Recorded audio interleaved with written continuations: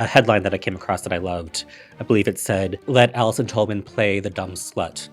I know. I was like, well, they deserve this. We tend to think that audiences aren't going to, they're going to be like, how are they going to know that she's sexy if she's not blonde? Hello, and welcome to another episode of Obsessed, the podcast. I'm Kevin Fallon, your pop culture guide through all the TV shows, movies, and celebrity news that we think is unmissable. I have such a great guest today. She is one of my favorite actresses, Allison Tolman, who stars in St. Denis Medical on NBC. It is one of the funniest shows on TV. It's basically like The Office, but in a hospital. It's hilarious. You better be watching it. We talked to her about St. Denis Medical, about her breakout in Fargo, which is the first time that I met her. We talked about all of those things. So please get excited to talk to Allison. But first, I want to talk about someone else that means a lot to me, and that is Catherine O'Hara, who suddenly passed to the shock of us all, but leaves behind this amazing legacy of work. Rachel Passer, my producer, is here to chat with me about this. Hey, Rachel, how are you? Hi. Sad. Sad, I know. Yeah. It was such a shock. I'm still shocked. It's always a surprise when you get that awful news alert that a celebrity had died. Yeah. But there was something about this one that just, it was like an anvil had just like fell in my heart when I heard about this. I'm just still shocked because she seemed so great, you know? I mean, she's been working constantly. She was on the studio this past season. She's nominated for a SAG award that's coming up, or now it's called the Actor Awards, but she's nominated for an Actor Award that's coming up Oh, no way. for the studio. She has this, like when you think about it or watch it now after her death, this beautiful monologue in there where she talks to Seth Rogen about the power of making a great movie. That like there's so much that goes into making film that is tedious and superficial and at the whim of executives and money and audience taste. But when you make one good movie, that good movie is forever. And that's why her character does it. And when you think about Catherine O'Hara, now after her passing, I think about so many of those movies, so many of those TV shows that she did that are forever because of her singular talent, this like mixture of hilarious comedy, quirkiness, and kookiness, but also this just like warmth Yes. that like radiates out of her, that grounds all of those characters who could be a little strange or a little over the top or weird. Yeah. It's always grounded in this very human warmth. And I think that's why so many of us are taking this personally, because that's what she gave us. Yeah. You're so right. Now that I'm thinking about it, every single one of her characters, you weren't necessarily supposed to like, you know, but she made you like them.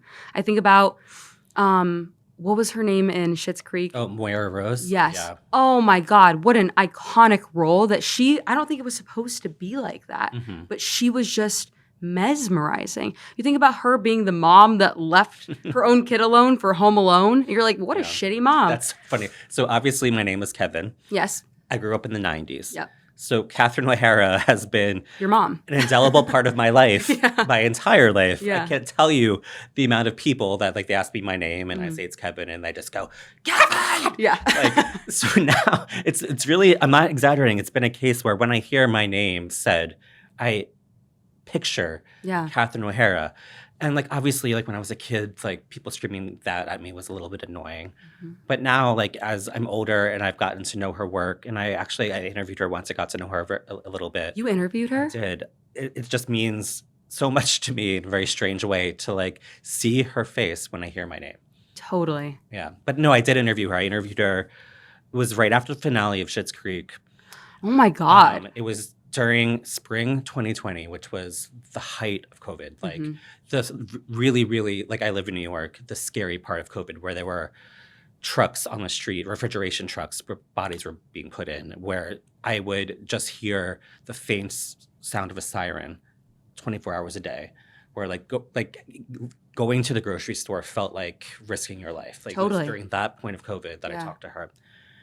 And she gave so much of our interview time to being a mother to Kevin, which she has experience with. Yeah. But like talking me through how I'm managing things, if I'm taking care of myself. Oh. It was, she I mean, we cried several times, which, like, if you remember back to that You time. cried with Catherine O'Hara? Yeah, I mean, I don't, but it, like, I'd get a back tattoo of that. during that time, that's how we were all feeling. Yeah. Like, the emotions were very, at the surface, they were strong. We were all very brittle and scared and searching for someone to empathize about that with. Yeah. And that's what she did with me. We again, we talked a lot about that time and how it's making us think about the people that we love, which led her to start talking about her Schitt's Creek family and how much they mean to her, how much she wept while shooting that finale. We talked about what I think is the best scene of that entire series, which is when Dan Levy's boyfriend sings that Tina Turner song at the cafe. The best. Yeah. I don't know why. I love that song. I don't know why I just blanked on it. Yeah. The best. And Catherine was crying so much during the taping of that scene that they had to shoot around her. But I asked her about that and why she got so emotional, like why she was crying so much filming that scene. She's a seasoned actress. She knows that you can't be such a mess that they can't shoot you. They literally had to like find camera angles that her face wasn't in because she was crying so much. Although it kind of would have worked for her character, honestly. Yeah. So I asked her about that. What was it about that scene that hit her? And she was like, I was thinking about this character, this as his mother, as Moira, and what little she knew about his romantic life in the past is that it was hard for him. Yeah. That he had a really hard time coming out, finding love, accepting love, being, I think he's pansexual in the show, but, being a man who loves a man, he had a really hard time. And she thought about that and what it must be like to finally receive such love in that moment. And it just overwhelmed her. And she was recounting that story to me and she started crying again. She was like, She said, shit, I'm crying. I don't know what it is. Every time I think about that, I start crying. And it just shows you, again, this connection to humanity that she had that goes beyond being the funniest person on earth, which she was. Yeah. But she had this beautiful recognition of what makes us all tick, what makes us all love, what makes us all feel. And that came out in that performance. And I think that's why we all love that show so much and love her in that show so much because, again, she wasn't just this goofy lady who says funny words. She was this person who was learning to love her family again. Yeah. I remember recently I saw a clip of her and it was like this guy coming up to her, clearly a fan, and was like, oh my God, I'm obsessed with you. Like, I love you so much. What role do you want to be remembered for? And she said, being the mother of my children. Being a mother, yeah. And I just think that that's such a testament to who she was as a person, as well as one of the funniest people that's ever walked this planet. Like, I mean, I don't know if a lot of people know this. I didn't know this until recently, but like her history of essentially starring in what's the equivalent of like the Canadian SNL. SCTV. Yes. Yeah. Having that and then also still continuing to be so close with Eugene Levy and his entire family and Jane Lynch and starring in so many different films where they're playing the most hilarious, hysterical, absurd characters while still giving love to every single scene is just such a beautiful testament to who she was. If you really want to cry, look up the eulogy that she gave for John Candy. Who obviously famously stars in one of the big scenes in Home Alone with her. He's a icon of comedy. She gives such a heartfelt, beautiful tribute to him. That's so eloquent. That clip of her giving that eulogy has gone viral since her passing. It's definitely worth checking out. But again, make sure you have some Kleenex because it. Yeah. I don't usually like seek out to cry, but this was one of those times. I literally was like, I said to my girlfriend, I was like, do we need to spend the rest of the night watching only Catherine O'Hara films? She's like, I think so. And then we couldn't find any other than Home Alone and Beetlejuice, and that was it. I have a hot tip. Pluto TV, which is a streaming service, has most of her Christopher Guest films. So that's Best in Show, A Mighty Wind, Waiting for Guffman. They're on Pluto Where were TV. you on Friday for me?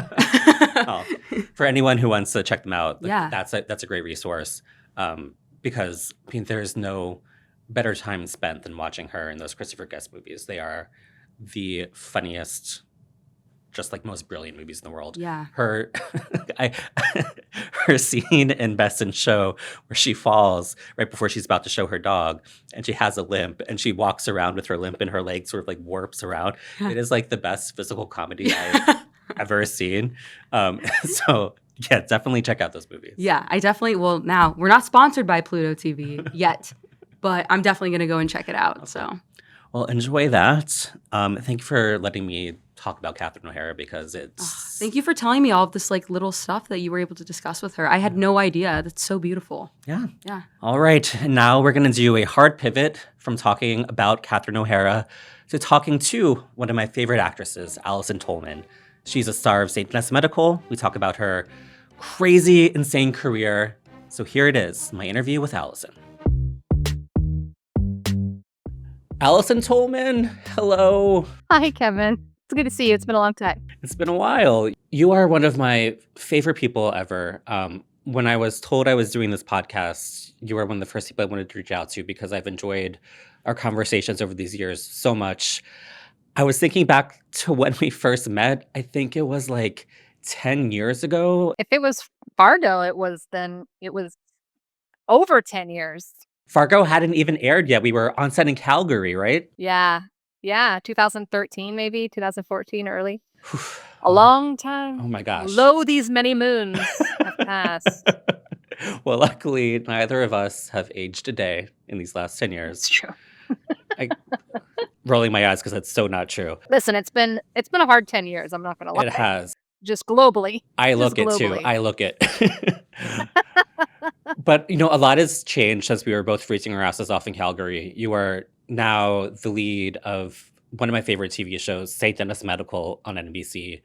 It is one of those shows that, like, because of my job, people ask me all the time, like, what is the thing I can watch to just escape, like, gesturing to the world, like the everything of the world? You've been outside. You know.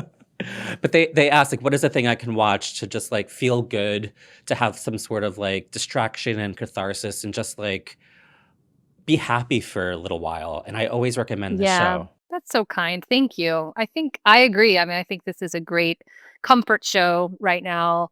And one of the most comforting things about St. Denis is that there's so many episodes. Yes. They keep coming, in a time when we're used to like short seasons. An 18-episode season is really a treat. You just get to keep sinking into it, I was just watching one of the most recent episodes, and I think I will have that Backstreet Boys parody of what to do if you're a senior citizen Gonna who falls. get you back upright.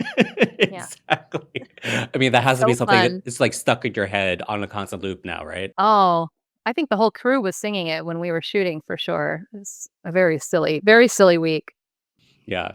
I'm thinking back to we talked right before the show launched, and there was a very auspicious date that the show launched on. It was November 12th of last year.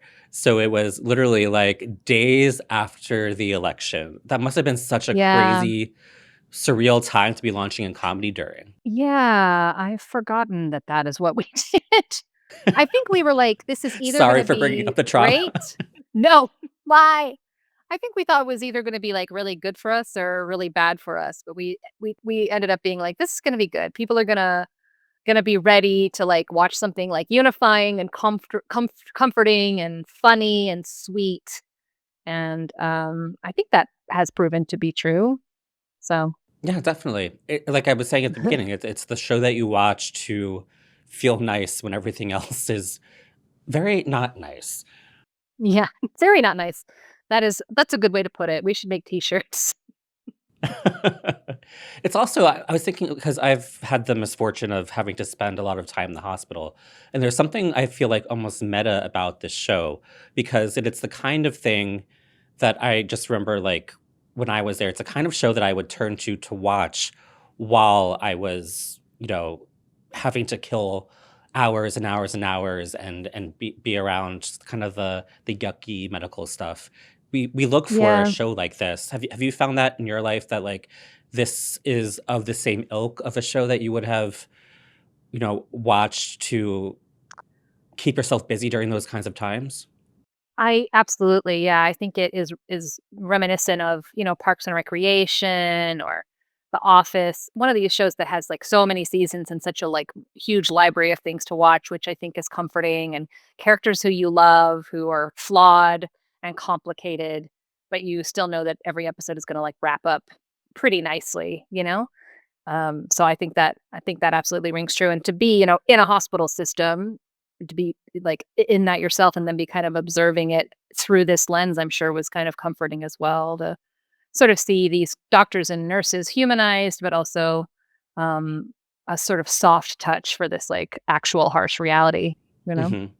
And you play the head nurse on the show. Are there people that you observed in your real life that you were sort of maybe taking inspiration by, or that you've watched do their job and you think about them now while you're doing your job on this show? Yeah, I mean, I think that every emergency room, or not even just emergency room, any hospital wing, any sort of like group of nurses has an Alex, has a head nurse who everyone finds a little bit annoying, but who like really gets things done and like is really good at what she does. And part of her personality foibles are what make her good at being in this particular role.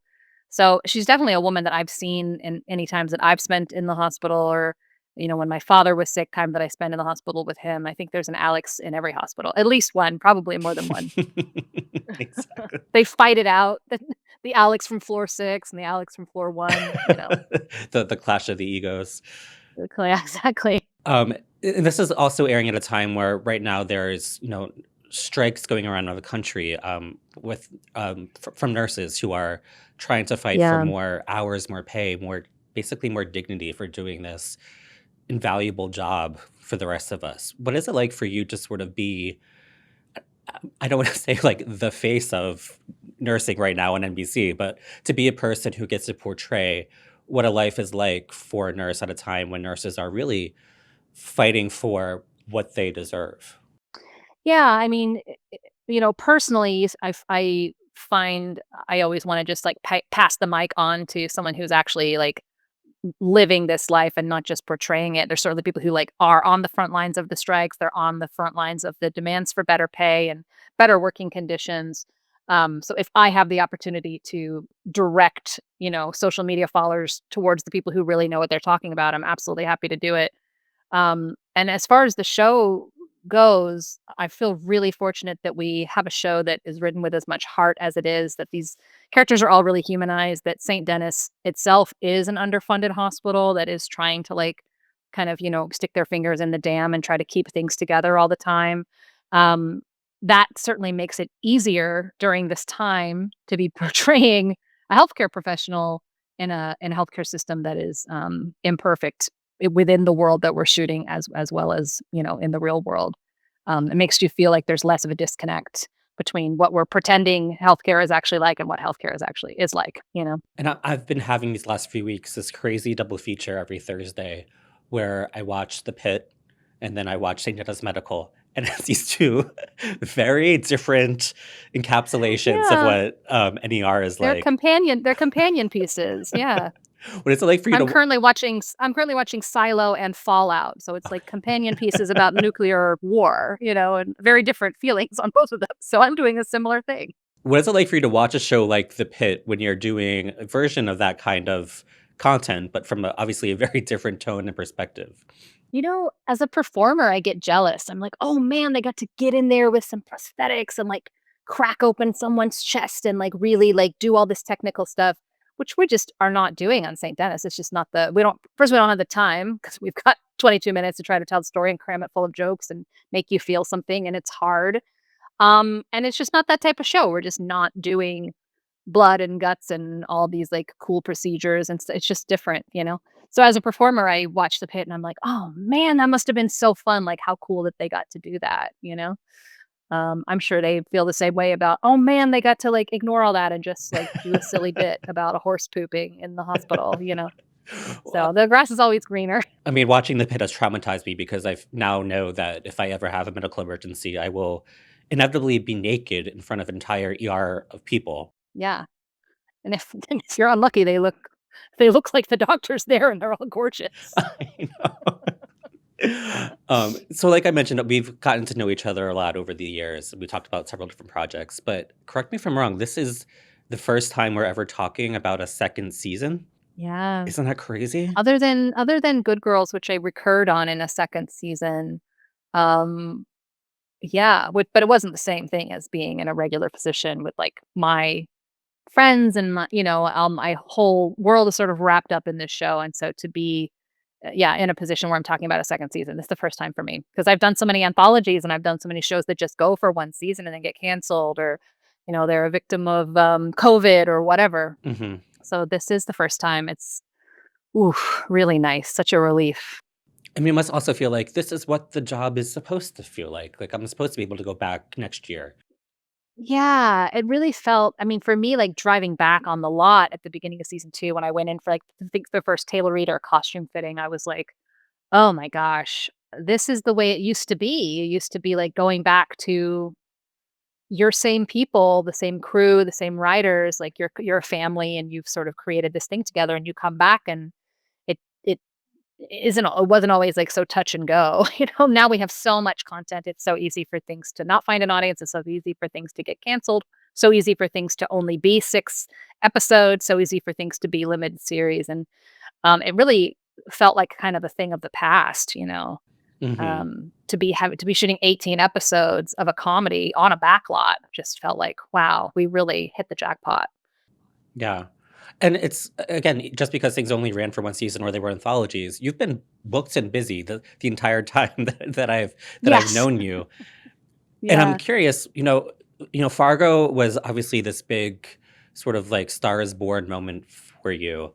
And it was 10 years ago or over 10 years ago. And I'm curious what both has met your expectations over what would become your life in the industry and what maybe hasn't or has been a surprise or maybe even a letdown in terms of what you thought was going to happen after that big Fargo moment. Yeah, I mean, I would say there's been no letdown, but the surprise to me has been that, that sort of, like, hustle and that sort of, what's the next gig, contract worker mentality, um, is still there.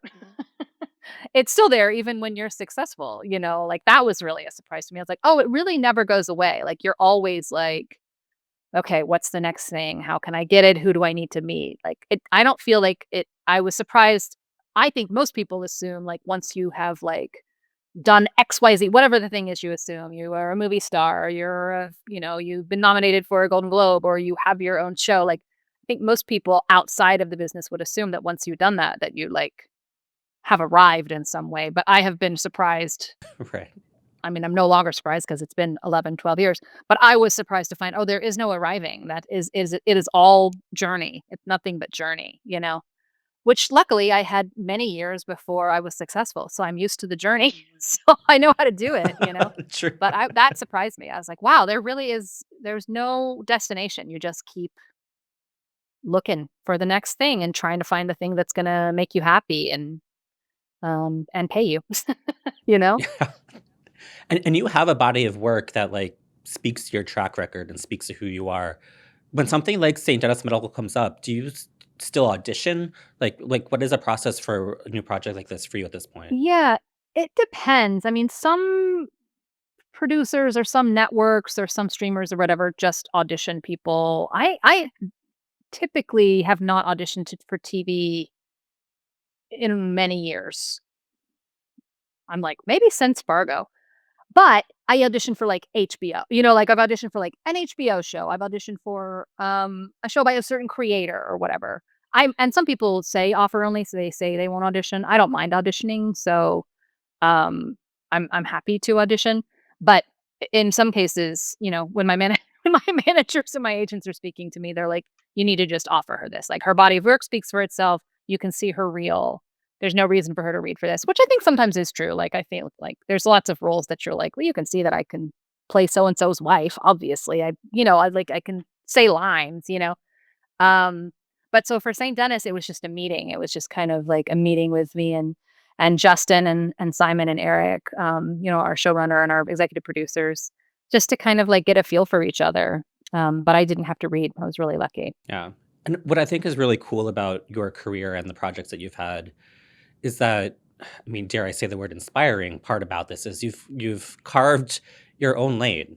Like this is your career path is not a path that was already paved for you. You've really, like I said, carved your own way to where you are now. What is that like as a person who wants to be seen on TV, who wants to be seen for their talent, to have to make their own way in that perspective? Yeah, I mean, I think anyone, whether you're a person of color or you're the first, out performer to do this, that, or the other, I think anyone who's sort of like doesn't fit the mold of what people are used to casting and used to seeing, it can be quite lonely. Um, I don't know. I think for me, I always just had the audacity to feel like that I was like good enough and like was owed really good roles. I was like, I think I've earned it, which is like part delusion and part ego, I think. Um, But I sorta stuck with it, and it I don't know if I manifested it or if it just turned out to be true. Um, but it can be it's work, it's hard, there's less to go around, there's less for you, and there's also lots and lots of roles that you read and you think, "I would kill this, I would love to play this role," and there's still a million roles that they're like, "No, like, they don't see a person of color in that role, they don't see a woman who's over a size 10 in that role, they just don't see it. They just don't see a Hmm. character actress in that role, they don't see someone who is LGBTQ in that role. And so there's continues to be a real failure of imagination, I think, in casting sometimes. Um, so you do have to sort of carve out your own way. And I'm lucky because I'm a white woman.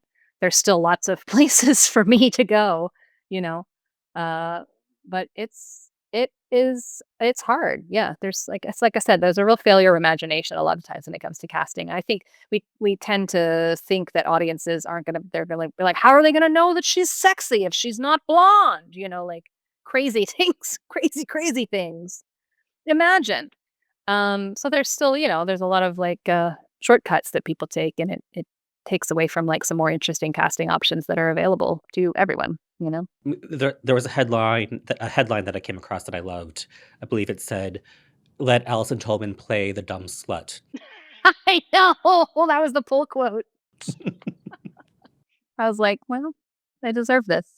That's right. But it speaks to what you were just saying. Like there's a lack of imagine. Like you have so much talent, you could play the dumb slut. You could play something more of a variant than a blue collar worker that I think often comes your I way. used to whenever people ask me like, what kind of role would you really like to play? I used to say I'd really like to play a villain, but then I did Why Women Kill, and I got to play this delicious, amazing, conniving, murderous villain. It was awesome.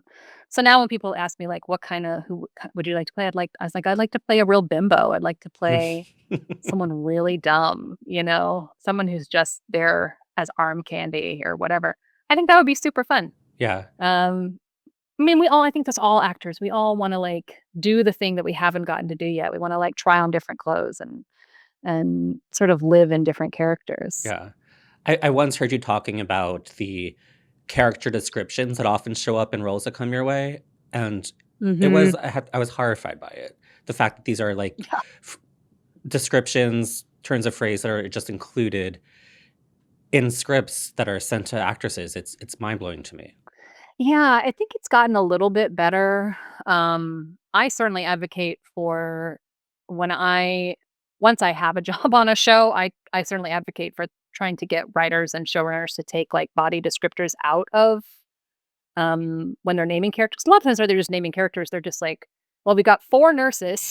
So one of them's fat, one of them's skinny, one of them's tall, one of them's short. Oh my And I'm god. just like, someone's gonna read that and that's gonna be on their trailer door. It's gonna be on their trailer door. That's gonna be their name in the credits when they like tell their parents to look them up. Like just go think for just one extra second, please, and call her the nurse with glasses or something. Like, you know, Right. give her a name, man. Um, but yeah, it is I do think it's getting better. Or maybe I'm just reading less scripts. I don't know. It is just a shortcut. But I don't know. I think we often don't think about a lot of times we think about like the actor who's gonna like be the lead in something, but we don't think about the actors who are like workaday actors who are just like working every day. Like they just come in for one day. Like they also deserve to be like considered, you know? And like a little bit of dignity would be nice. I know, it's just the teensiest bit. And it's easy, like, it's an easy thing to do, and it starts with the pen, so. Yeah. Well, like I said, when people ask me what to watch, I always say St. Denis Medical. And we're the Obsessed podcast. We talk about things that we're obsessed with, the TV shows, the movies. I'm curious for Mhm. you, is there something that you're watching right now that you're obsessed with that you think is like unmissable that you want to Mm. shout to the rafters about if given the chance? I I'm behind, but I'm watching the first season of Silo right now and am loving it. I think Rebecca Ferguson is just Oh, she's astounding in it. amazing. She's so Yeah. good. She's so good. Um, I'm like, how I don't tend to be like, but how could she transform so much when I watch roles? I'm like, oh, they're an actor. But something about the way she carries herself in this show, I'm just like, this is the same woman who's in a ball gown in Greatest Showman. Like, Yeah. I just her physicality is really incredible, and I think she's great in it. So I'm loving Silo right now. I'm also rewatching Mad Men, Ooh. strangely, and it's I love rewatching like a large canon. I love going and like rewatching all of something years later and seeing how it hits you different. Um, I'm loving rewatching Mad Men and seeing like how it's aged and thinking like, would this be made now? I don't know. Hmm. I don't know that we could make it like a show about a time that was so like blatantly sexist and homophobic Yeah. and like backwards. I don't know that we could make it without caveats now. I feel like we would be more it would be harder to get a show past that where we weren't also like, but that's wrong. Yeah. Like this is don't model this behavior. But it was just at a time I think where we could just show people behaving so badly on one of the most popular shows on television and just trust that audiences would be like, that's bad, right? that seems that seems kind of sexist, you know? Even just the thought of trusting Um the audience is a throwback. 100%. It's so vintage. It's a different time. I Yeah. was just at the Sundance Film Festival, and one of my friends was also in the middle of a Mad Men rewatch.